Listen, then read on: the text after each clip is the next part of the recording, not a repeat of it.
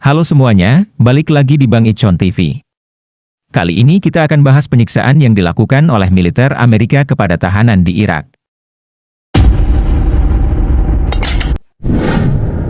Sersan Joseph M. Darby lahir pada 23 Juni 1979, di Cumberland, Amerika Serikat. Ia adalah lulusan North Star High School, dekat kota kelahirannya saat itu, Jenners, Pennsylvania. Sersan Darby juga dikenal sebagai pelapor dalam skandal penyiksaan dan penyalahgunaan tahanan Abu Ghraib.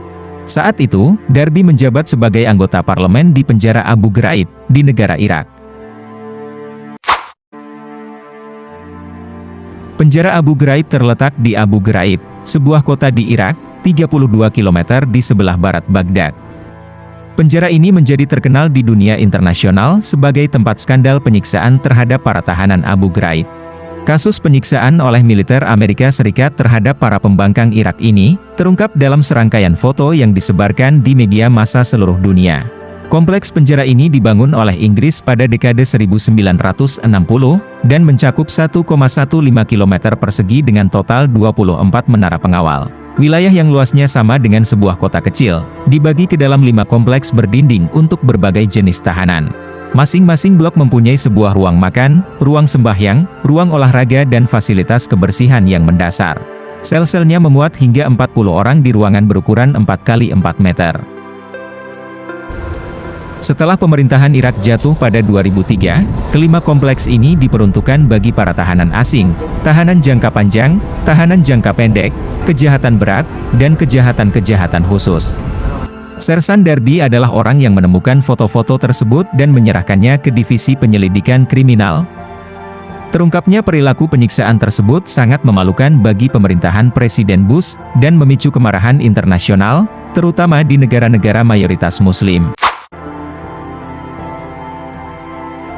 Selama tahap awal Perang Irak, Serdadu Angkatan Darat Amerika Serikat, dan CIA melakukan serangkaian pelanggaran hak asasi manusia, dan kejahatan perang terhadap tahanan di penjara Abu Ghraib, Irak.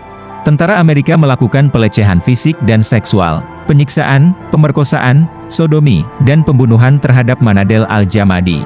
Pelanggaran tersebut menjadi perhatian publik setelah publikasi foto-foto penyiksaan disiarkan oleh CBS News pada bulan April 2004. Insiden tersebut menyebabkan kejutan dan kemarahan publik, serta menuai kecaman luas, yakni dunia internasional. Menanggapi peristiwa di Abu Ghraib, Departemen Pertahanan Amerika Serikat mencopot 17 tentara dan perwira dari tugasnya. 11 tentara didakwa dengan kelalaian tugas, penganiayaan, dan penyerangan terhadap para tahanan. Antara Mei 2004 hingga April 2006, para prajurit ini diadili di pengadilan militer, dihukum, dijatuhi hukuman penjara militer, dan diberhentikan secara tidak hormat dari dinas. 2 tentara, yang ditemukan telah melakukan banyak pelanggaran terburuk di penjara adalah Charles Granner dan Lynndie England. Mereka dikenakan dakwaan yang lebih berat dan menerima hukuman yang lebih berat. Granner dihukum atas penyerangan, konspirasi, penganiayaan terhadap tahanan, melakukan tindakan tidak senonoh kepada para tahanan serta melalaikan tugas. Granner divonis 10 tahun penjara dan kehilangan pangkat, gaji dan tunjangan. Granner mengatakan aksi ini adalah bagian dari rencana yang dipimpin perwira intelijen militer, agar tahanan berbicara saat dilakukan interogasi. Dia menerima hukuman terlama dan merupakan tahanan terakhir kasus Abu Ghraib yang dibebaskan. Hana Adwar, pegiat hak asasi manusia Irak mengatakan kepada kantor berita Associated Press, bahwa Irak akan menunjukkan kemarahan karena pembebasan Granner. Sedangkan Lynndie England yang merupakan tentara wanita Amerika Serikat ini, dihukum karena persekongkolan, menganiaya tahanan, serta melakukan tindakan tidak senonoh, dan dijatuhi hukuman 3 tahun penjara. Lynndie England diberatkan oleh pernyataan seorang rekannya, Jeremy Sivits, seorang polisi militer yang sudah divonis oleh pengadilan militer. Sivits mengemukakan, Lynndie England yang berusia 21 tahun menginjak-injak para tahanan.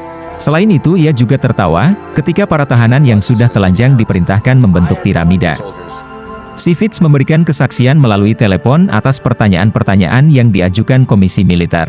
Brigadir Jenderal Janis Karpinski, komandan semua fasilitas penahanan di Irak, ditegur dan diturunkan pangkatnya menjadi kolonel.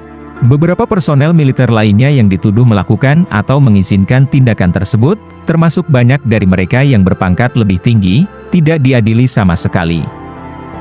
Darby awalnya berencana tetap menyembunyikan identitasnya dan membiarkan keadilan terus berjalan. Tetapi kemudian Menteri Pertahanan Amerika Serikat yakni Donald Rumsfeld justru menyebarkan kepada publik bahwa Sersan Darby lah yang membocorkan. Hingga kini Donald Rumsfeld tidak pernah mempertanggungjawabkan tindakannya yang bisa membahayakan dan merusak kehidupan Darby dan istrinya.